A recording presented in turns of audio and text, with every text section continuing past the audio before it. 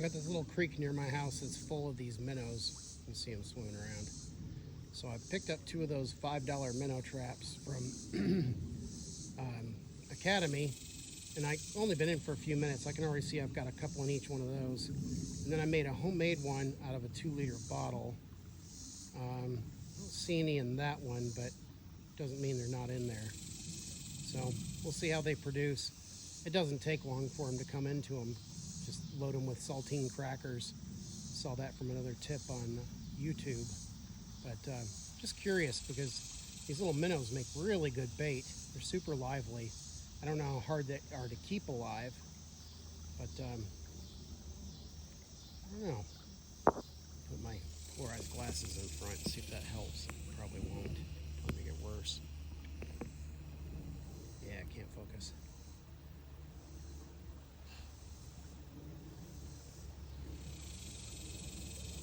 I can see that there's a couple. Crackers get all kind of stirred up. I think some of them swim back out.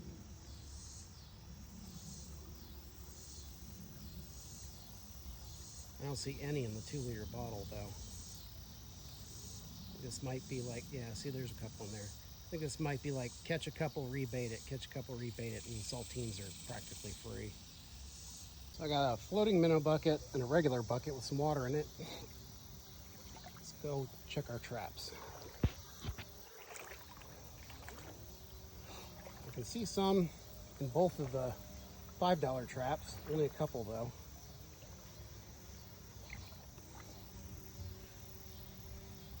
All right, I'm gonna put them in the bucket and then I'll show the bucket. All right, so we just had 4, 1 in one trap and 3 in the other. Let's take a look at them. See what they look like. They're very lively and they're very slippery. So that's what they look like. And we're gonna go ahead and put them in the minnow bucket here so they have oxygen. So you definitely wanna pin the traps facing downstream. If you face them upstream, they don't go anywhere near it. Makes sense, the scent's being carried downstream. This time I pinned them with a rock before they were kind of floating around. So, just don't see anything in the 2-liter bottle, but I might need to cut the neck open bigger.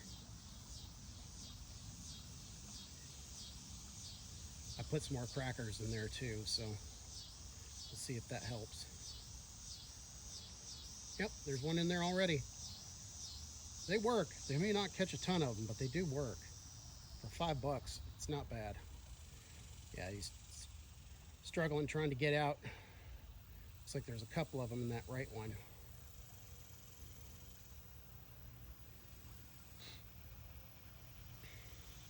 There's a deeper part of the creek I'm going to take the minnows to. I tried catching minnows in the deeper part and it didn't work at all. I caught 1 red horse minnow, but that was it.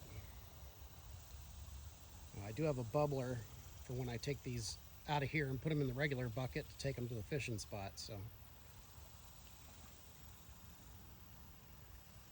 there are a ton of them though. They're all over the place. I've been chumming a little bit of cracker in there to call the ones up from down there. These little white rock creeks in North Texas are really cool though. Take a look. There's up the creek. Most of it's like a foot deep at the deepest, but then there's a couple holes.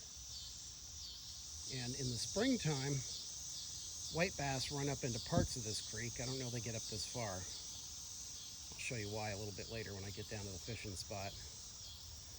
There's an obstacle that I don't think they can get up.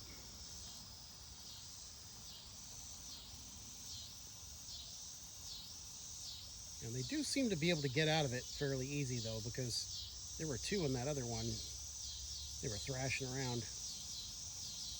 I don't see any in it now. Oh yeah, there's one in there. You can tell by the crackers moving around. We'll check it in a few minutes. It's definitely the slow way to catch them. I see there's a couple, but I could have brought my cast net, caught a whole bunch. Little 1/4-inch mesh cast net would take care of these guys with no problem.